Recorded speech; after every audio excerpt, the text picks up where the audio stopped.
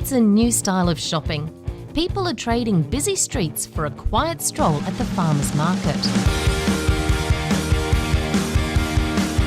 We want to know what's going into our food, and here the producers are answering our questions. Fresh is always best. Chemical-free, preservative-free and organic, just like our grandparents used to make. These backyard businesses are booming, and they're sharing their lives and their secret recipes with us. Coming up. So if you eat this, what you'll find is it's got a little bit of twang with it. The sauceman reveals the secret to an Aussie favourite, Rosella jam. It's either this or we just fill it with a whole heap of chemicals and crap that's going to kill you anyways. We do good food with the product that's ready now. So you won't see us doing strawberry products out of season.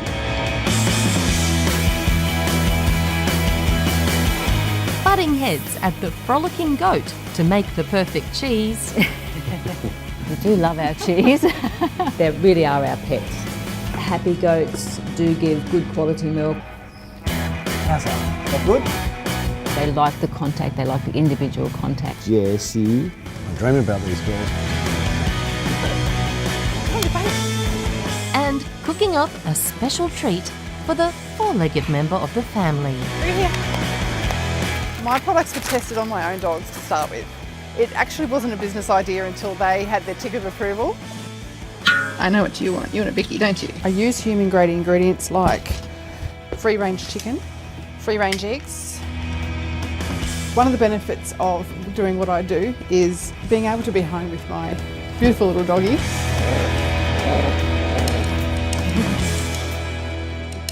This week, we're at Tambourine Mountain. It overlooks the Gold Coast skyline and is a popular tourist destination, with thousands of visitors every week looking for a bit of green time away from the hustle and bustle of city life. There's plenty to see up here, but one of the biggest attractions is the weekend farmers market. And that's where you can find our 3 producers every Saturday.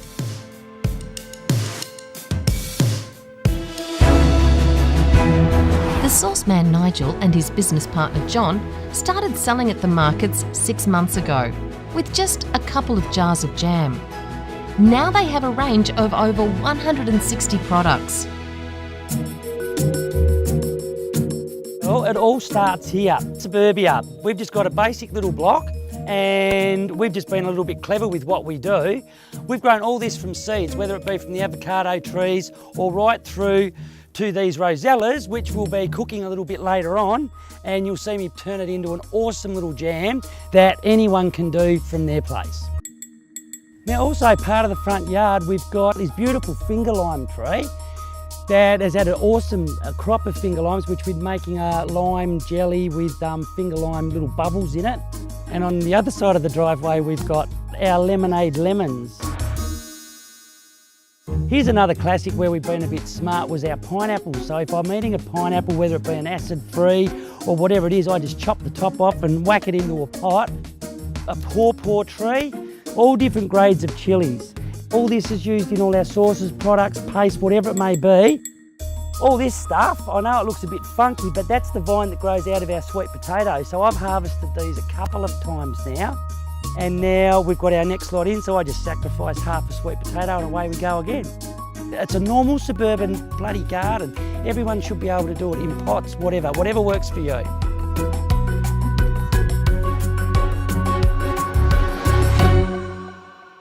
My first market stall experience was hilarious. I had 3 milk crates full of stuff, had a trestle table in the garage. So off we go to market, and how much did we take? $150. Which nowadays is hilarious because now we cart 55 crates. We cart 2.5, 3 tonnes of stock per market.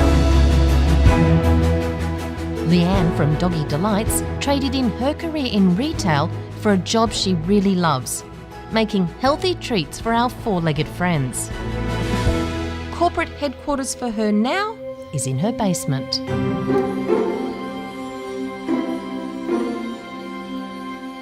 Come on, Ali. It's time to go to work. Time to bake. Hey?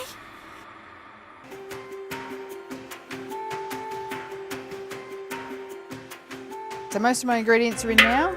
Just going to crack some eggs in. This is the quality control manager right here. I know what you want. You want a Vicky, don't you? This is the flour that's going to go into the mixer. I use human grade ingredients like free range chicken, free range eggs. Also the flours I think are the most important to be human grade. So the benefits of human grade ingredients in these biscuits is, I think, peace of mind for the owner to know that where their products are coming from would be the same place as the products that they are purchasing for their own consumption. And knowing that that's just a lot healthier for their dogs. So I make about 1,300 per week of each flavour. Never for a second did I ever think when I started making dog biscuits that I was going to be 6 years later still making dog biscuits and selling them at the markets every weekend. So this is a chicken. I also do the kangaroo, bacon and vegetable. One of the benefits of doing what I do is being able to be home with my beautiful little doggie and knowing that I don't have to say goodbye to her every morning, go to work, come home 8 hours later, and it makes me feel so nice that she just has that company at home. This all got started just by accident. I was in between jobs and thought I would take some time off before I started looking for a new job. And I just had my 2 dogs at home, wanted to start making their biscuits. They loved it, friends and family's dogs loved it. And then just one day I thought I'll just take it to the markets, and the response was so overwhelming I never went back to anything else, and I've been doing it ever since. Peter and Lyndall from The Frolicking Goat are all about the cheese. They traded in their IT careers to transform their suburban home into a goat farm and factory. Hello, girls. Yes, Deidre. Natasha. No, that's you, Vera. Yeah, we know. I can get that for you, Ollie. How's that? That good? They like the contact, they like the individual contact. Jessie. I mean, there's some that respond more to touch. Some of them want to be left alone a little bit more. They really are our pets. Happy goats do give good quality milk. We've got beautiful sweet tasting goat's milk which makes excellent tasting cheese. So we feed them a combination of a shedded lucerne, then we have a grain mixture, because goats naturally don't just chew on the grass. If they don't have enough protein, curd and the cheese will be very soft and can be broken.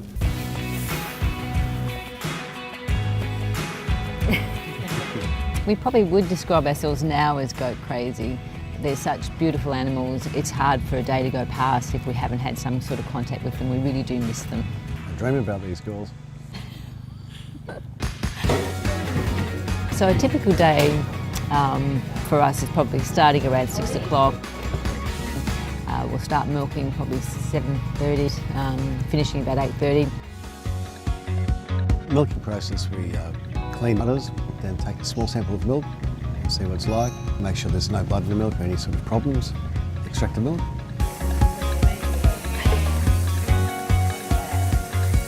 Then we run them out into the paddock, which is one of the special parts of the day for us, is running down the hill with them.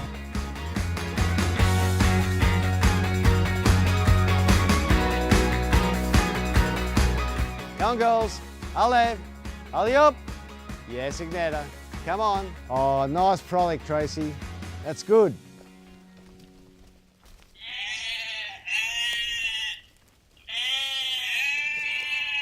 It probably would be easier to have 10 children, to look after 10 children, than having 36 goats I think we've got at current count.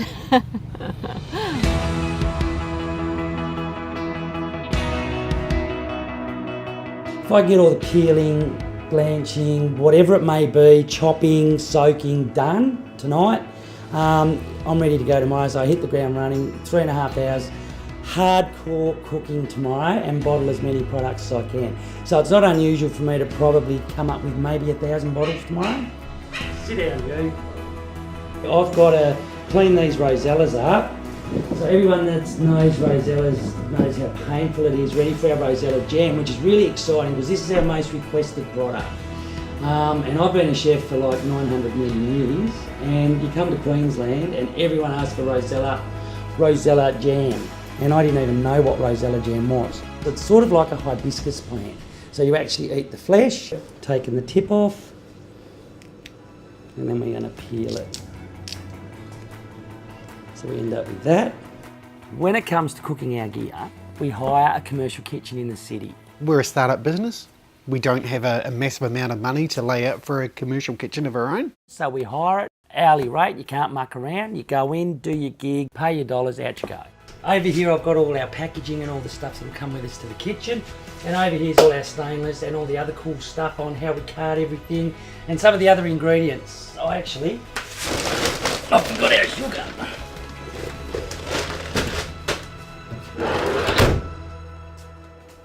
Now we're off to the kitchen to cook. Rosella jam is so easy to make. It's 4 ingredients. You've got your rosellas, we've got water, we've got sugar, we've got lemon juice. Simple as that.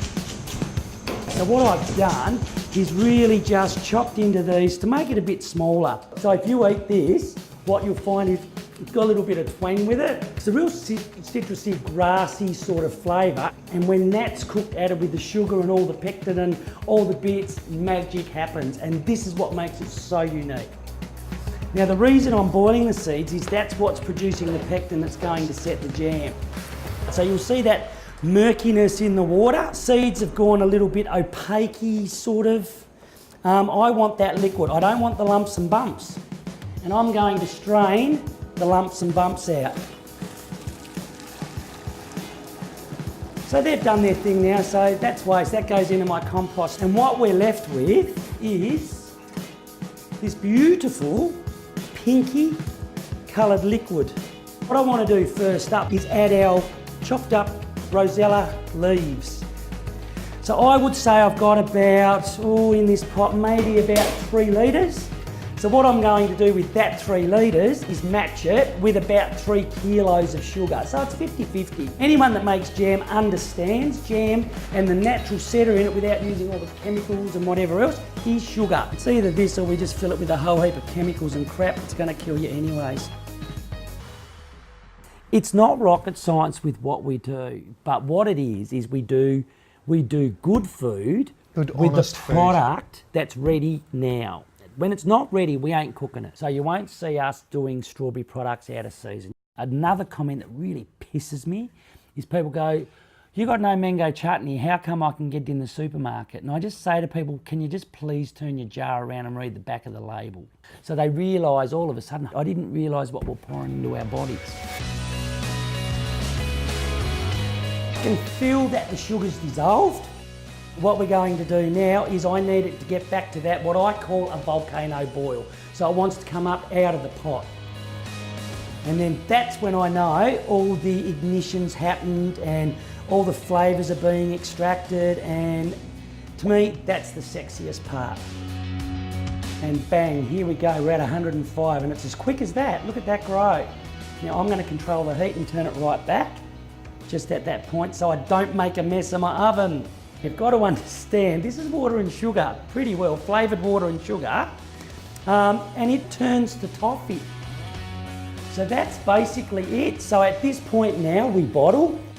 It's a very runny jam at this stage because it's so damn hot, but it sets an amazing glutinous texture. As you can see, I've done a practice run here, and that just sat in the fridge for a minute to give us that effect. Look at the awesome colour, and you see those little dark flecks through it. That's actually the remnants of the flour. A little bit of soap there to get the stickiness off the bottle so they look a bit nice and shiny, but that water's at 100 degrees. Juices have got a lot to answer for with What are they doing to our food?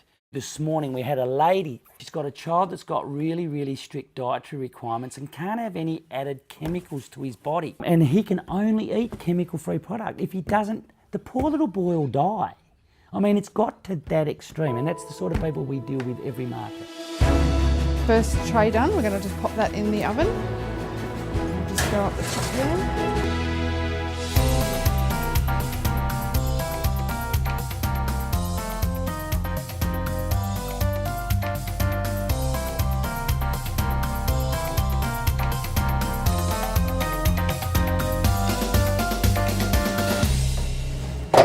One of the best things I really love about what I do is I get to spend my weekends at the markets with my customers, talking about their dogs, and then I get to come home and work on the business, be at home with my dogs. I'm going to check these first tray that we put in. Smells yum. I'm looking for moisture to be completely drawn out. Because I don't use any preservatives, so any moisture that's left in them will just encourage them to go bad. The bickies are out now, so we're going to call in our quality control manager and see if we get the paws of approval. Ali.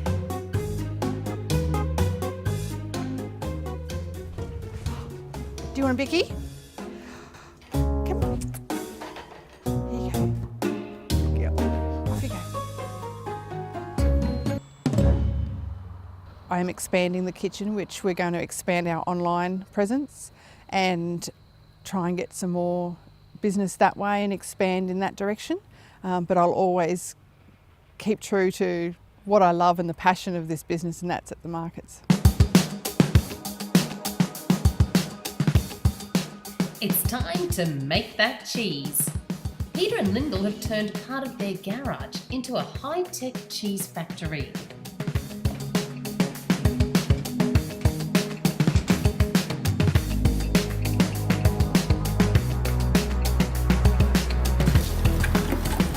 The hygiene aspect with cheese making is critical, and that's why I come straight in, wash our hands and sanitise as well.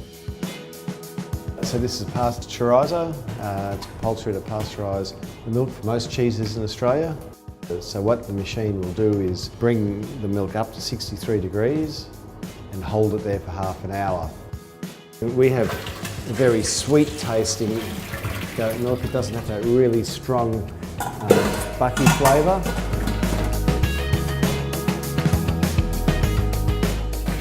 And some of the commercial milk you'll buy, it can have a very, very strong goaty flavour.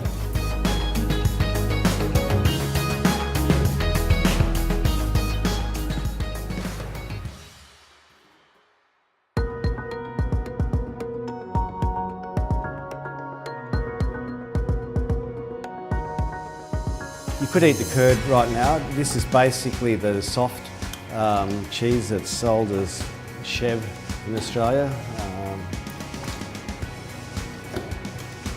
Ours does taste a little bit different because I don't aim for making the soft cheese. I aim to have it in a way that it'll mature nicely. For each cheese that's produced, typically that would be 2 litres of milk to make this cheese. What we're doing is we're giving these a quarter turn, and that will unblock some of these holes and give it a better chance to drain. From the French, I've learned a lot, and they are very giving in their advice. I spent a month with someone with a similar size operation in France. And then through the Australian Specialist Cheesemakers Association, I've had contact with a cheesemaker and educator, Yvan Larcher, and he has had some seminars through them I've been to. So what happens next is after salting, what we'll do is we'll take them into this drying room. The salt will draw a lot of the moisture out of the cheeses, so we want to dry them for 48 hours. So what we'll do is we'll still turn them here, not as much, probably maybe twice a day we'll turn them while they're in this room. So you just have to be careful not to damage the rind that's already starting to grow on the cheeses, so you've got to be fairly careful. We milked the goats about a week ago, and this is the point that we're at now. The most rewarding part about this lifestyle, I think, is eating the cheese. We do love our cheese. And at the end of the day, we can eat as much cheese as we like. It all pays off at the end of the week, on market day. That's chili That's a onion. chili and onion jam. Thank you. It's a sweet strawberry vinegar. I'll be 50 this year and I started cooking when I was 12. Hey dudes, what's going on? Hello. Hello mate, how are you? Good. Wow, well that boy. The personality is really important because they come for the fun. People that come to markets come for the experience. That one? Good one. Now give it a good shake. Yep, that's the one there. That's the ash one, and that's a log there. Okay, have a log, thank you. Excellent, thank you. Big secrets of tasting. Customers enjoy the tasting experience. You'll get some people they'll taste for several weeks or over a period of months, and then one day they do come and buy. What's interesting is you can taste the difference in how the shape influences the cheese because it matures differently. You've got different surface area to volume. Yeah, very nice. That's a mixed bag of your chicken, your kangaroo and your bacon. Okay, so just make it $9 today because the bone's a little bit smaller than usual. There we go, thank you. 95% of people will come and buy a mixed bag of each, which is why we sort of get them ready in advance. I love being the face behind my product. I've had customers buy these for their pets. However, I've heard the stories of the husband coming home from the pub and mistakenly eating them after a few too many drinks. Want some tips on looking after it, or it won't last that long? It's not very often you see anybody that has Rosella jam. Well, we grow the rosellas ourselves. Done deal, you're sorted. I've got one big one left and 3 little ones. People just love us because we're bloody loud. Make everything that you see here we make. It's good, we've had a great day. So you don't need to go to a supermarket anymore, you can just come and hang out with us.